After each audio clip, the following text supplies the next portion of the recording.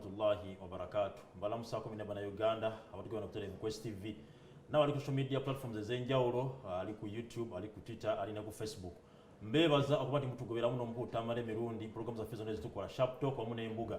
Na ndera aba Facebook, mbebaza aba YouTube, mbebaza aba social media mwenna. Kubanga mukola akeso nimpe kwata senza mwene mwerekereza nimpe yako data wabbe naku zino nimanga muteko OTT nimugumira mutone mugumidde nimanga mututeekako kubanga mutulaba wamuze tamale nemukutama mutubebaza okubanti nomukola akenso saako mukama abatukumire yabadize utanche mwagalo kubanga obitanche mwagalo kubanga mufuna tati nkatage manya onaku lwa 2 nakuzomezi 27 omwezi gwa kuno mwaka 2020 tubatuze nemukutamala emirundi mutabani w'omugenzi Yohana mirundi omukyala mule namatovu mama salamu alaykum warahmatullahi wabarakatuh omune baganda bonna wamulemerako namulemerako sisijja muvaako ojo omukyatiremu ojo ntwali akubuulire nti maama we ya Khadija Nanyonga taata we ya Rajabu ojo ntwali ojja wange yali musajja wa mutawaana nnyo wano mu myaka gye 5-6 Samula yali musajja muzibu babeera nakaseera nga musajja wa maanyi nnyo muyabatte bafa naye kakati that's how Africans rose to the struggle these people have been making to creep my programs and you compare the following I have. True. Ate there is no government official who has that following. That wali chitufu. Yes, banga propaganda is not the parking, is the parking of facts to suit a certain target. Propaganda si bulimba, you wouldn't be talking everywhere nga abantu bafollowing ne bateeka mu sente zaabwe. Chitufu abantu berekeza ne bako data wa bay. That's a verdict. OTT wa bay. Yes. Abasajja munegeza nataka ko sawa 2 namba nga agobya tamali. Omuntu ayogerera mu 7 ayina abantu abo kubawuliriza. Kubanga propaganda oba webuulira wekka. If we want to get people be balanced. Yes. Ofuna abeno n'abeno. Chitufu. Naye bano bo balowooza kuvuma Bobby Wine kuvuma. Then if you abuse Bobby Wine, then Bobby Wine's people will not listen to you. If you abuse Museveni, then people tebajja kuwuliriza kati you are preaching it to the road converted. I offered myself to help you to review newspapers. Before you come to that, njalo kubanga ntegeza abantu baffe nti tubera buno buli lwakubi tubera ku Quest TV awamuno nero naku olwe Sunday tukomone program gye bayita embuga amune kulo mukaga mbene program gye bayita zabike era musabo berengo sigala kubanga ngobera tugobera ntamale ibintu kusabira ngobere kulo mukaga program bero ne zabike tubanga twabika n'abasajja benjo nengo nako tugenda tukwata ku mbozi koza amawulire nomuli okubanti minister ya finance yakoze yatebolinze oba yawaddeyo final statement ya budget mu parliament egenda okubanga eyisibwa budget eno ngeri mu obuwumbi 44.7 trillion 44.7 nga yayeyongeddeko trillion ziri 3.7 okuva ku budget yayisibwa omwaka oguwedde so tugenda tufuna budget eyo otwera mukutamira ja kubatubulira nga tulaba nti budget yeyongedde ate wall sectors eziwereddwa katono security yawereddwa sente nyingi ebyobulamu biwenda ku sente katini nnyo ensonga ja kuba kitunulamu wamu n'okuba tunatunira Minister of Education ina proposal yagala okubanga ereeta ngeraga nti amasomero gonna omwaka ogujja gana okubanga zasula sente zezimu gwa ina private school na jolina mwina kubanga was fee structure eri common eri eyawamu mwenange gwanga Uganda wamu n'okubanga amasomero gonna etaweza ika 5 tubeta kubanti ogula osomero tebajja kuwa license era tebajja ko tubitu wamu n'okuba nti bavudde abantu kama 13 malama ne bakwatibwa kubebegeze byakaggwa bino nga baga babibye bayinenge gye babitegenyizaamu embozi nali yakoza muli okubanti nno omuyimbi ono omugeredde bingi eyajja wano juzi ekoni wamu n'abakulembeze bamwanga 13 bagenda ko baguresi nga bagenda kubeera ku mukolo bayitiddwa okubenti babeera ku mukolo ogenda okubanga balaiza President Museveni ogenda okubeera kuzo omwezi nga 12 omwezi ogwa May omwezi ogwokutaano omwaka 2021 bituyambira wange eggwanga Uganda wamu n'ekyokuba nti President Museveni ya promote zoba yakuziza abasinyo officers nga 40 mwamuli n'omukyala omukono wetagala kubanga awulirako Kano Edison Nakalima ne yakuziddwa eddaala yavudde ku Lieutenant Colonel natuka ku Kano wamu n'okuba nti police no yavudde n'ebirango egoba abo officers baayo 1553 nenga bagamba nti babagobera kuba bali banguzi banywi ba mwenge bakoze emisango batulugunya abantu tafa ku mirimu gyabwe era tugakuba tubiraba mukulu Tamale agenda kwatwala mu nsonga naye nga tunakwanga tutandika mukulu Tamale STV obedda tuweereza wano ensonga za Mufti Menk omusajja oyo oyinza kumwogera ku omusajja mugezi nnyo I like him. Okay. Yes kubanga amikisinga religion ne social life nze kiti kyenasinga okumwewuunyako yagamba Jesus sigo bakomerera ku musalaba bwekiri era mu Busiraamu ffe tukimanyi ekyo Katonda yali tayinza kuddira nabbi wamukoledde n'amubonereza bw'ati ekyo ffe tukimanyi tibakomerera ku Yesu tibateekako Yuda Iskariyoti ku kifaananyi kya Yesu bwekiri era ge mazima nze mugoberera nnyo is an intelligent man. Omusajja na bamugobera ku YouTube bali obukadde bubiri. Yes. Twitter bali obukadde musanvu. That's make us celebrities. Yes. Facebook bali obukadde abuna. Never none Christians bamugoberera. Kuba bintu byesibya radicalism, ayina logic, akujja eno n'akuleeta ku kino, n'akuleeta ku kino, ate era n'akulinga n'akulaga obusiraamu. Ekyokubi. Ensonga y'okubiri. Mbadde nsaba webaze ku bagobezi baffe kubanze mbebaziza naye naye bagala okwira ku ddoboozi abatugoberera ku mikutu egy'enjawulo bagamba nti free things abantu tebakkiriza free things naye buli lwotegeera ng'omuntu akwata ssente ye n'agula ekyo kigundi naye ne bakusasira bagamba nga pulezidenti batuwe ssente tugule tikiti ate abantu bayingira ate oyina abantu okwata essente abantu bagule tikiti tulina bantu waliwo omwami abaami babeeraawo e Makindye balina saluni yaabwe eri awo nga ku Makindye awo bakwagala nnyo era kati bataddeko baŋŋambye bakulabire naye ate nze ekizibu kyange kiri bwekiti enviiri ezange bwe nzisala nzira nayo eka nzizaayo nja kutwalawo era okibagambe okusala ogende nja kutwalawo okusala enviiri tebukunkumukako ozitega otya jjajja yatusalanga enviiri ne baziteeka mu kigogo bwayi akanyonyi bwe kazizimbamu ekisu ogweddalu nze enviiri nabeera e Rwanda emyezi eki akaveera kange nadda nako ak'enviiri muzeyitamu nga oli muzibu ate abo abasaluuni abo tebamanyi enviiri is a very big good medicine ku muliro kasi enviiri ezo zikwata nozokya evvu lyazo teriraba ku muliro yes abaana bayidde omuliro bannange basoni bababulidde nga tunabagenda mu nsonga zaffe obadde oyagala ku reviewinga balina kyoyagala ogamba mawulire awo monitor this is a very good story of monitor because they bawadde credit this is a very good story. Okay. What does Monitor want to tell us? Monitor wants who are Uganda's top money lenders? If you abuse those Europeans, you are indicating the people who matter. Okay. So the policy of attacking the donors, America and what, should change. That's why they are telling you. The range of Banga Siao was inserted there by these Europeans. Yes. Era ne bakugamba balina eno gye bakulaze mu maaso eno nga bamaze okulaga ba donors. You should respect these people.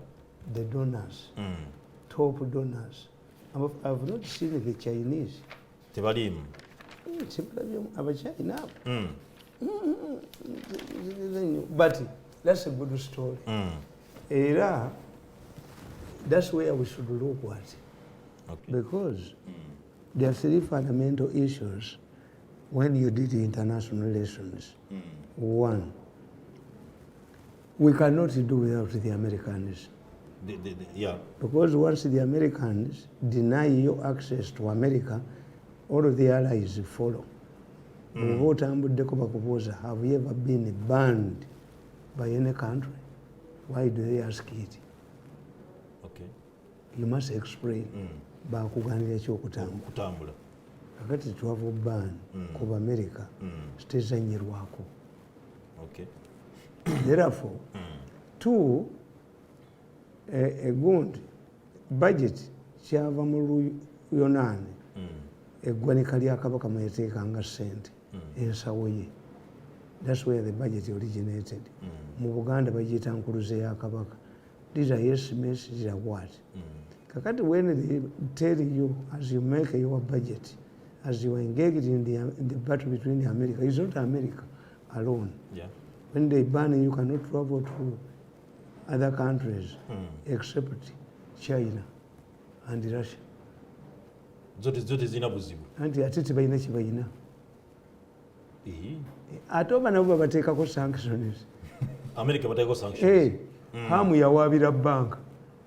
Naga banka njisinza sente. Kituufu. Kakati obanga banki baterina. Anti kakati kenkubulira nti oba America eteeka sanctions ku Russia. Chikiza Russia teyina. Era nabaga nti lokwati China. China is the largest trading partner with the European Union. The moment European Union, you fight with the European Union, China bagigamba wolabe. Ebe nakusizinga nayo. Yes. Akatarika akasinga kariyeri. Kati Uganda egula ki ku China bagigobe mu European Union. So indirectly the European Union controls China.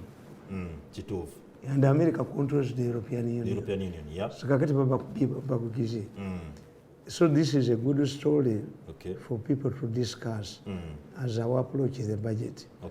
Era jjo bayinsaitinze abantu naye lwakuba nti empapula zaabwe saturation levels buli munnayuganda sikuga nti buli mungu wa musolo ne bebi bamubanja akakadde kamu n'ekitundu. Omanya ekyo kyekitegeeza gwe mu nsi ezirina debate nga pulezidenti agenda kulayira kinene. Maika kitegeeza kinene naye mu Uganda bannayuganda omukazi kasagamba nti oye bali bamusanze n'omukazi ali namwesonyiwa. Ugandans don't matter about these things. Hapana, babesonyiwa. But this one would raise questions. Era tojja kusanga babaka ba parliament abazze nga beekubyeko mu kifuba nti twagala mmotoka za miliyoni 3. Babakise miliyoni 2 olumuzagenda okubanga afuna. Yes. Kakati ku issue y'Amerika abo nze balaba bannange aboogerera gavumenti naye nze munene ne nabeerera mu gavumenti. A source must be credible. Nze sayogeranga bya buntu bya busirusiru ebyo. Kakati kankubuulize, if you did international relations, the interaction of states and non-state actors in the international arena, tulina kye tuyita propaganda jargons. Abantu abasinga obungi tebazitegeera nti baateeka no fly zone ku Libya naye South Africa eryetula ku Security Council naye yakiwagira nga yerowooza no fly zone Gaddafi bamusibako dda n'obutatwala balamazimaka. Era when we used to go to Libya we used to go through Tunisia. Bano Abafirika kye baategeera ku no fly zone.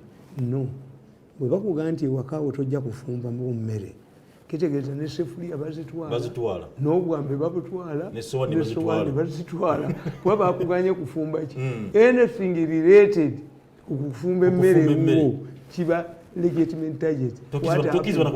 They had authorized the Americans and the French to attack Gaddafi's airport. Kuba kiri related kuki kukiri omuntu gafuta kitegeera. Kakati when you see the Americans have made also another statement which many people don't understand. We shall continue working with the people of Uganda. Have they mentioned the government of Uganda? The people. What does it mean? Omukazi bwakugamba nsigaddewo lw'abaana bange akaboozi teba.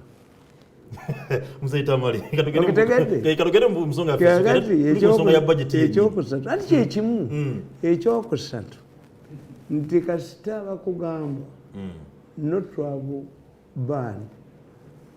What does it mean? Kati mumumbuuza Nakalema. Nakalema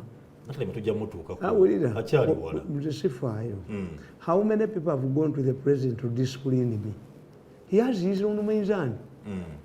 I will be the last person to criticize anybody the president has promoted. No, I didn't kubulia yayina minzani yeyiye.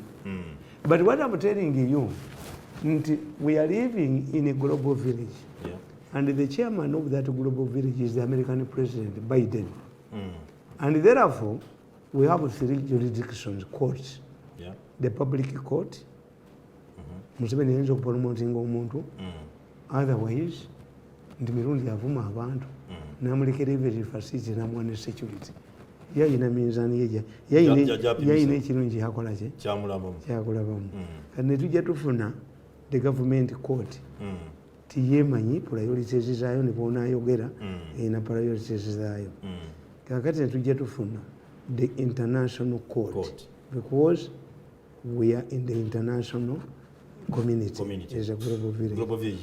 Most of the people Museveni has promoted and indicted cannot move out of Uganda. About promotion is in if you don't know it, you go to people like Ekutesa to interpret it for you. Go to tugenda tukakungoza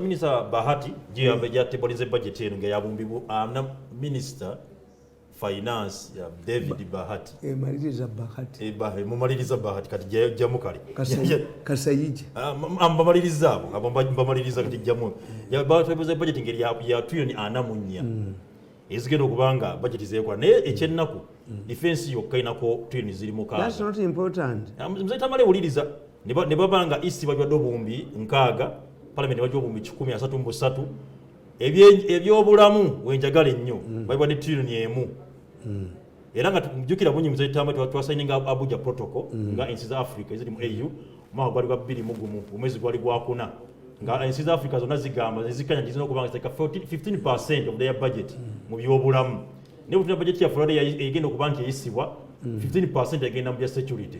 Mzee Tamale security lwaki sende baradisira ku security okusinga ku bintu ebirala byonna. You see, the government sets its priorities. Yemanyi where money is needed. Money is like a blood. It goes where it is needed. Therefore, normally what you do, a budget is no longer important. Why? Yes. Gubalabyeko about the petrol stations. Walabyeko nti waliwo panic. They are allocating their money to steal. So once the economy is run by private sector, the government is reduced to only 3 roles: creating infrastructure, creating security, and infrastructure, security, and levying taxes. Okay. Byesigaze ebi. Bisatu. Naye obuti yasomanga budget yakale starting with midnight. Price y'emwanyi egyongezezza. Do you expect these are market forces? Kakati what is important now ku budget yaabwe eyo nti bo be bamanyi priorities, because this is not an election year. An election year, we call it a silly period. In politics, an election year, we call it a silly period. This is when governments kneel before their voters. Yep. Yes. 2, when you critically analyze, you look at Museveni's manifesto. Does this budget reflect Museveni's manifesto? No. You see, this is the areas we look at. No, we are not peasants. Kubanga mzee yatusuubiza manifesto eddaka lina kwatumira nnyo okuseeka emirimu bavubuka etunuulira mzee Tamale yatusuubiza emirimu bavubuka yagambye abantu natusuubiza ebyobulamu ebyobwereere natusuubiza okuba nti nagenda kwongera ku byobulimi kubana bagamba kati wanudde batuyita mu State House netugenda mu imperial yaalaawo netusesenkana pulezidenti ayina a committee to implement his manifesto. So basajja bali awo bavuga motoka nnene. At one time somebody was probably said me ebisibibeeramu kakati ne tusirikana aba planning authority. Okay. The most important institution in Uganda would be the National Planning Authority. True. Was it consulted? Did the Bahati consult it or Kasayija? So how can you construct a house without a plan? Without a plan.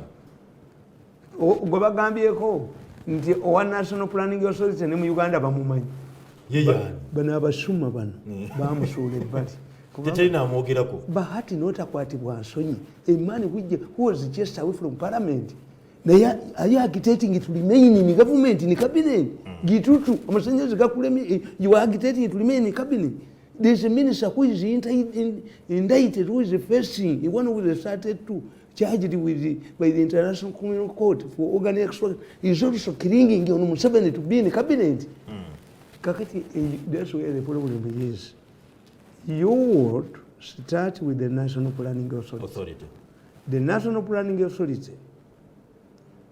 Ekuli omusajja bamuyita Muvawala. Muvawala. Those are our problems zikati. Bagala kumujjayo Bahati bakasayija kuba buli abagaana okubba ekifo ekivaamu. Yes. Kati aba National Planning Authority bye bakola biyamba eggwanga omutali bubbi. Kyobula bakasayija Bahati tebaba considering. You even a prominent man like me, like you don't know even the head of the Bwechiri. Tumumanyi. Bwechiri. Bamuyita Muvawala. Kakati today. If somebody smuggles 5 years, every year they make a planning authority. Naye singa bakulaga Bahati gyabijjawa. Kasayija n'omutwe gwe ne Bahati n'obusuuti bwe babijjawa. Mu kaseera kati wakava mu mbeera ya COVID. Eyo esooka. Where the map reading. Who is reading the map? Who should put down? Because in Abagamba, in the communist countries, it's the Politburo, the Secretariat, that sets up the objectives to be implemented. You cannot oppose the goal, but you can criticize the methodology. Okay. Kakati mu Secretariat, sije mujje ebintu. Kakati ne planning authority naye temugijjaamu bintu. Kati bintu bya Bahati tekasajja mitwe ejja. Gende budget eno yakajja mu parliament enfunda 3 nga bagigoba. Bakola ki? Nga bagigoba. Mwatu naye be mwatu na mu parliament some of them cannot analyze a budget. Abagenda mu parliament. Kikawe balina okugiyisa. Nga tuyina ennaku. Anti kakati bwe kiba basalya amagezi badda mu bukiiko. Batuulayo bana be baaguze dda. Ne bayiyisa. Nga bakiyisa. Plenary ejja kuki? Because you are very many. When you are very many, under Commonwealth rules, a member of parliament must contribute to a budgetary speech. Naye, bano tebasobola be mwatwalayo boogera ku madaala ga parliament. Bano abasajja bagezi. Batwalayo abantu be bamanyidde ddala. Ekyo takisobola. Ne babatwalayo. Segirinya analyze a budget. Many of your people cannot analyze a budget. Kati bana abasajja kibavudde batta institutions nti baddira abantu abatasobola ne babatwala mu institutions bazikulire. Kyobolaba nti mbadde nkunyonnyola nti how can judges declare that since this man withdraw his case, so court declares that Museveni is a winner. Omusango gw'omutawulidde mwaligambye nti if this man, the chief petitioner who was challenging Museveni's victory, has withdrawn his case, then the results released by the Electoral Commission are valid. So sitemulawo buwanguzi. Bateekayo abaabwe anaasiba mirundi. Anakola ki? Omusajja ne muteeka mu Electoral Commission. Aba European Union ne bamugamba, we shall not observe elections. You don't put this ABCD n'agaana eya ego. Nga takimanyi. If European Union does not observe elections, tebaba wase. Togera bafandinga. Oyo naye baateekayo eyo. Getulime tuli mu kuba amavivi. N'osanga omusajja ali barefooted. There is no chairman of the Electoral Commission who can nominate a barefooted candidate. Taliyo. Kakati, that's where your problem is. Mawe yagamba nti garbage out. Mawe yakyogera. Garbage out. Era nze nkubuulira. Tekane bw'oyita abantu bammwe ne mubaleeta tebasobola kwanalizika budget eno abasinga obungi aboogera ku radio. Katuze ku nsonga ya budget gwe nyine otugambe nti budget ebadde reflectinga manifesto ya President Museveni. Lwaki esaza ate budget ekyusa muzeta mali mpolampola kino kiraga nti nno President byatugamba abatukwenya byabirega mu byakalulu ate ekisinga okubeera ekibi President ye Minister of Finance bwe kiri all of these people kati waki byatusuubiza mu kalulu tebiri reflected mu budget nti this would be omugoyo is a mixture of ebijanjaalo water and sweet potatoes kale weewuunye ebijanjaalo ne lumonde bigula sente entono omugoyo gugula sente nyingi but when one vomits bifaanagana twalibadde tugamba ti the budget is omugoyo an integration of the National Planning Authority Museveni's manifesto and ebyo byali badde bikola bibiri era kyembadde nkunyonyola tebwetwagenda mu meeting nze I have no time era nze meeting enene tozinteekamu I'm not a meeting man. Nabuuza omusajja yagamba we cannot integrate Museveni's manifesto in the planning authority. Oyo omuvaala nga tannagendayo ne mutunuulya n'ayogera nempanika omukono nemugamba wasoma ku literature. No. Is it relevant? Yes, it is relevant. A student who registers for literature registers books. Era when you register for literature, ebitabo bye registering obutabo bw'okolamu ebigezo ne bw'olaba biri nga birina simple questions, you stick it to what you registered. Ne mugamba nti like a student, a literature student who reads the registered books on the syllabus, you should be like these people. Why? The books that were put on the syllabus is what is contained in the Museveni's manifesto. Museveni cannot go back after 5 years and tell the people that the planning authority did not integrate what I told you. Mumulabye bulabi nti manifestism is an annual event, is a ritual. But if I sit down to analyze your manifesto, which you gave me 5 years ago, I don't vote you. Ekitegeeza the budget should give us a roadmap to Museveni's 7 years. Is it reflected anywhere? Museveni's main points integrated, reflected in this budget? No. But we have to nze munnange ebyenjigiriza ebyobwereere byasuubiza UPE ebigundi okyajuli nze bwe mba musajja nga nze Haji Mirundi nengende wa Christian Katonda nanyamba nenengera ababaaga embizi mu lusuku ajosira nawe bamanya sijja kulya however much I remain here they are cooking pork muzaita amale bajja ne yayisiddwa Munnayuganda owa bulijjo agifuniramu anti nkubuulidde jukira bulungi muzeta gwe manyini otugambye to me the guiding factor obadde otandika oyogere nolaga oyogere nolaga nti batubanja akadde kamu n'ekintu buli muntu ebbanja lya Uganda litulina ebbanja lya Uganda tulina 56 trillion okubanjibwa buliriza ebyeze tubanjibwa trillions obutabalika 5 mu mukaaga gusinga ne budget gye twayisizza sente zitugenda kuzijja okubanjibwa is not bad but how have you used that money? Because these Europeans also benefit from their foreign aid. Nabo olumu bakusanga ebintu bye bakuwadde biva waabo. Bush yajja. That's why I tell the people to invite me at a fundraising function. Muyite a businessman. To invite a minister Jewano yetakule mu mpale. Invite a businessman. Una ina prominence and minister yabaddewo. What does he give you? Nothing. Kakati Bush yajja wano. Nabaga nti mbawadde emitwalo gya $20 nti gyaki tijja kubayamba ku AIDS. Kondomu zaava mu America ne buto yava mu America. So they also benefit from their aid. Naye ate nga Gaddafi bwagende Bush singa yakyalako ennamirembe yalisaddewo $5,000 ejja $, bilateral, but Gaddafi ateekawo, High Commissioner wa Nigeria ateekawo. So instead of inviting an American ambassador, I rather invite the Nigerian High Commission chief ajane nemitwalo je ejja $, n'agikubaawo. Bano tebaziina.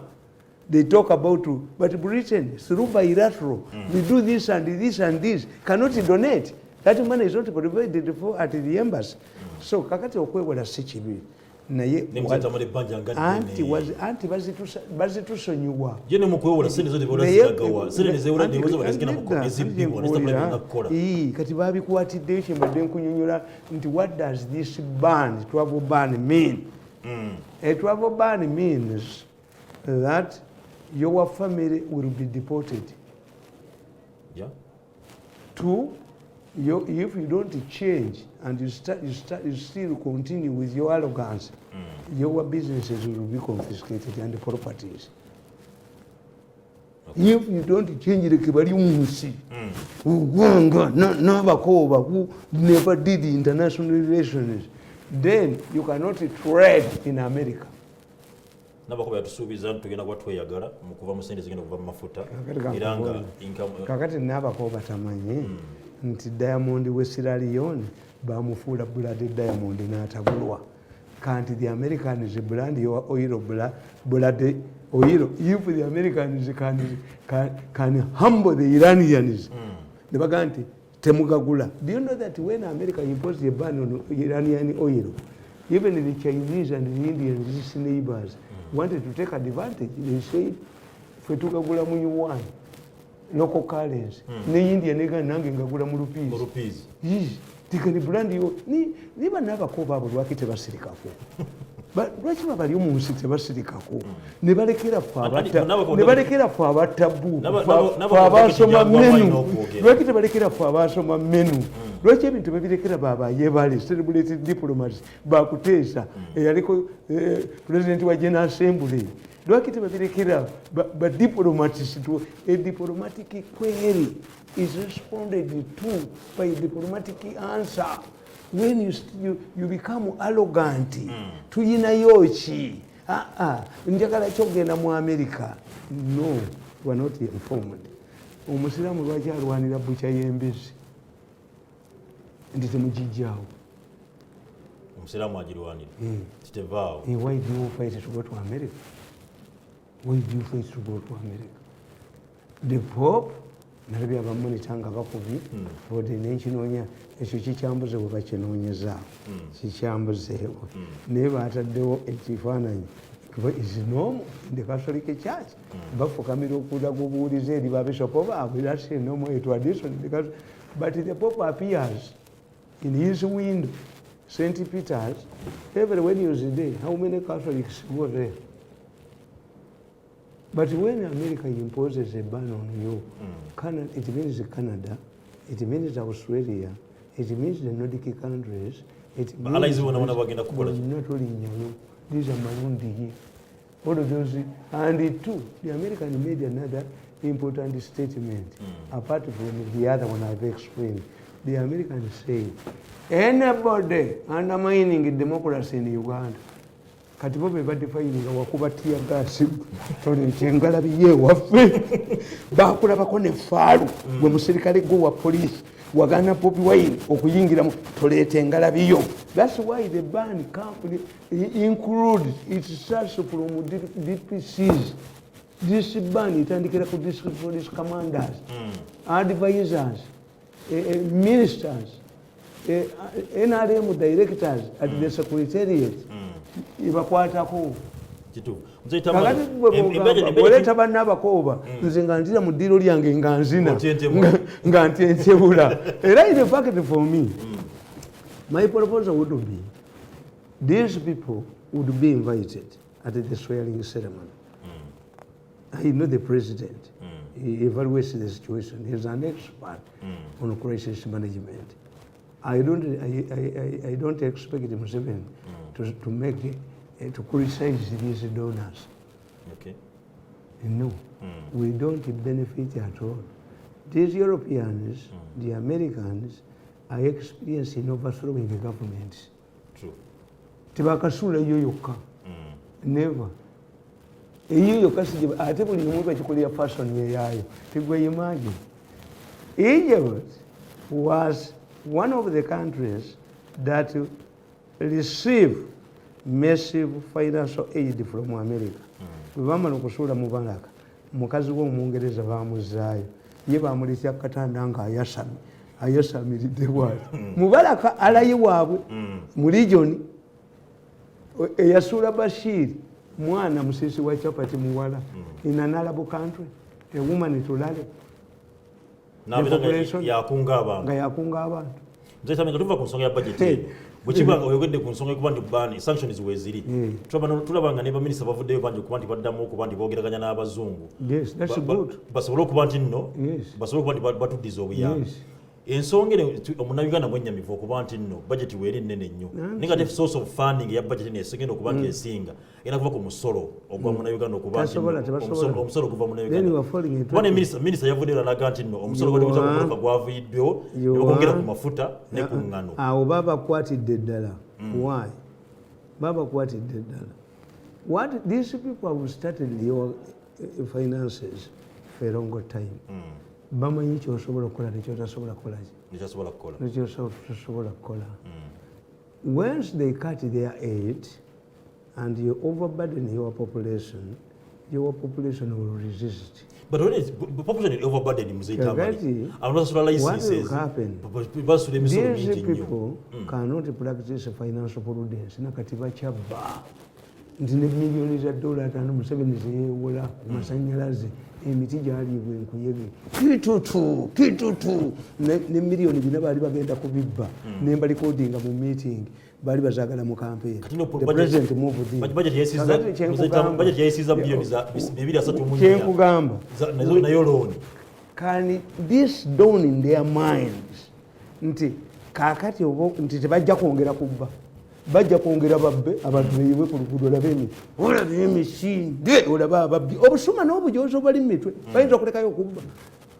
Bali balwala obusuma n'obujoozi tebayinza kulekayo kubba. Ate kati bayala nnyo lwa nsonga ziri bazikwatiddeyo zibadde balina. Omanyi bamalaya abo kye bakola abatuuzi b'omu bbaala amala okunywa ecupa nga 3 n'agenda mu ttooyi ne yeegoga n'akomawo ne bakunywa buto. Ziri bazikwata kati bayala basamye ng'ebinyonyi bwe bati balinda akafulumawo wonna bakayoolewo ne batamanya nti nabagambye abo bannaabakooba abo abavuma Abamerika. What if today the Americans release the list of 32 Ugandans who have been arraigned before the International Criminal Court for extracting and selling organisms? Muita mu Kampala mu. Abo bayita mu Kampala. Anti batula mu Serena. Bali abasajja abazungu bagezi. Babalwalinga into trap. They give their evidence on the Zoom. Baba gamba agaloya gaabwe gababba sente $1 million asatu ne bagamba nti mujja kgenda mu kamera. Naye nze what I know. These people, in 3 weeks they are going to go back. Okay. They don't know what these Europeans have, the evidence they have against them. Because the Chinese were arrested. 2 Chinese are in this group. Okay. A Pakistani whom I was fighting here because a minister wanted to kill my wife. Ati kye kyamuleetera obuzibu. Nenkwata essimu nengiteeka mu byuma byange ne mbakwata. Kakati era in fact let me clarify. In 2 hours ku platform yange tamale mirundi official tujja kubeerako a recorded tape. Naye the professor they are referring to is not this professor I usually talk to.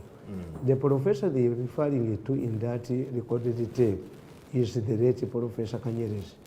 I told you, Kanyerezi came to me and confessed and left me with a list of doctors with whom he was working to extract the organs from patients. Okay. Kakati eri eddoboozi sirya profession kubanga is being referred to. Naye oyo ayogera mumumanyi ye munnaffe owa bulijjo abadde ali buli wamu wonna atuuza eddoboozi eririkirye oyo wa myaka 36 ne minisita wa myaka 36 minisita naye ayina emyaka 36 gali agasajja gabasajja amagezi ne gabagamba kakati bwe tuba treatinga nga because of COVID. Yes, we are treating you like people on bail. But after testifying, we may consider, you may get fines and what? Gabalimba. Bonna ne batwalinga labizwa muserina ne bawo obujulizi je kubira akatambi. Ojoka kubi. Kali kagamba. When you compare these European lawyers, the European lawyers, they have to smart our lawyers. Yes, these are international criminals. Kakati kyenkubuuza kasajja gwe. Do you have a case before a local court? Why did you hire those Bazungu lawyers with that accent?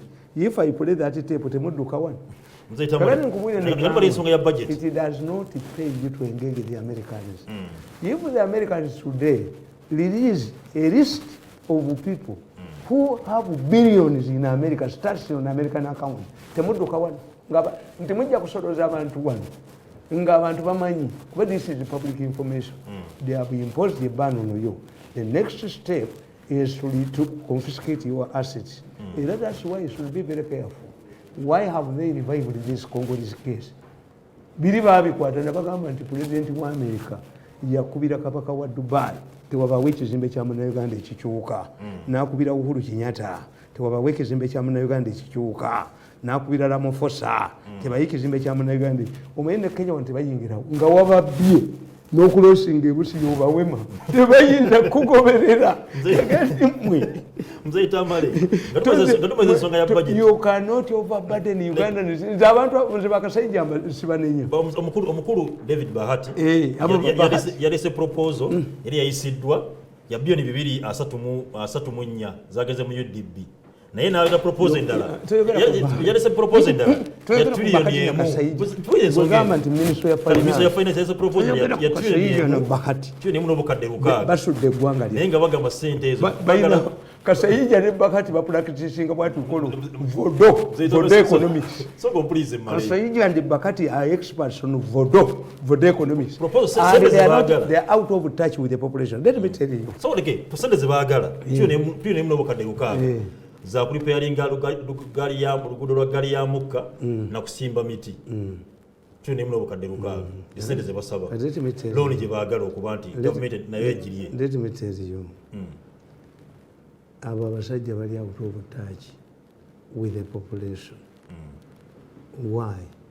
Nti buli kintu kyonna bakikolera mu bubbi si kuyamba ggwanga lyabwe.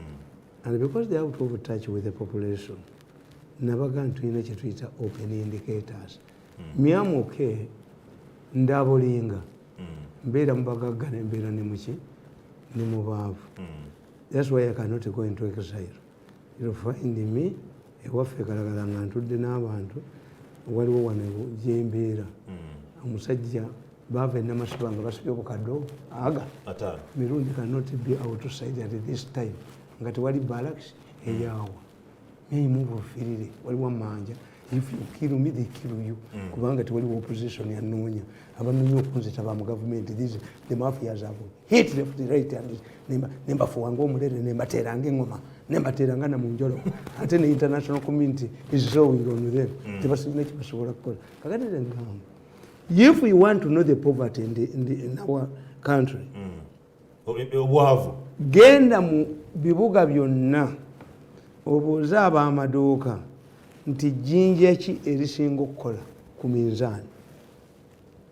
Waliwo erya kwota erya haafu ne kilo n'ogamba omusajja atunda ennyama nti ntemera kilo 5 akuddamu n'akubuuza nti ogambye otya ejjinja lya kilo 5 teririiyo kyewuunyo omuntu wagula kilo 5. Yes, ewaffe waliyo sukaali gwe bayita lutunku. Lutunku kitegeeza nti lyeddagala lya nannyonga ery'omukyalo Nanyonga lyagabanga yagabanga kajiiko lutunkoma nche kitegeeza bakwate amajaani agakira ebibiri ne bagateeka ku minzaani ne bayiwako sukali grams ebi ate bagulira mwana alwadde lukusense. Subhanallah. These are open indicators. Enako nga buvera obusinga okutunda bwa black parking kana kati n'emyaka 10 abuli basinga bahati oyo bahati n'obukooti abimanyi ebyo alivinga mu bantu bali ku blue whiskey. That's why nti eggwanga can explode omulundi gumu ne badduka. The moment you bano ababaka ba parliament, they also out of touch with the population. How many go back? Bagula emyaka 5 tebaliyo. That's why I tell them nti I'm not an assistant to your MP. They ring me. You know, ewaffe batuko bakakate ekyo kimu. Ekyokubiri nti do you know how many vehicles remained in the garages because their owners could not babazirekayo abaana bazizanyiramu emipiira nebagijavunda emito mu motoka javunda bahati ne Kasayija bamanyi emmotoka zibali bagamba okujjako emitwalo 8 eziremedde magalaji abasajja abo bakimanyi ti abantu bangi tebasobola kusasula rent. That's why these younger people are bitter.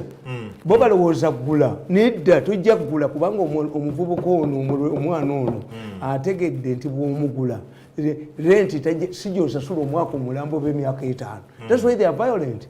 Babawe 15,000 ne bayiika mu kibuga. If without money abo abaana tebajja. Babawe 10,000 ne bayiika mu kibuga. Ffe abatambula mu kibuga oli akwata bwati nakwata omusajja omu yangamba nti taatawo namulabyewo ng'atudde. My father died 20 years ago. Naye yalina practice yatuulanga mu lujja ku lubalaza lwe mu ntebe mirundi nga bw'omubuuza ng'oli mu luguudo tayanukula kamuniyala. Kakati baali bamumanyi nti waatuula. I found a fool in Kampala munayisewo ewammwe munakalirisize kubanga nti nayisewo wammwe nga kitawo wali naye manyi kye batukola kwata mu kooti ngende ngoba mu kibuga banoonya 10,000 meka n'owa omuntu nze mbeera ne ssente zange empya mbeera n'embya nzikwata nkadde mbeera na ssente empya sikwata za bisiraani ze bamaze kutwala mu toyi kuwandulako malusi ki. I'm always moving with new currency.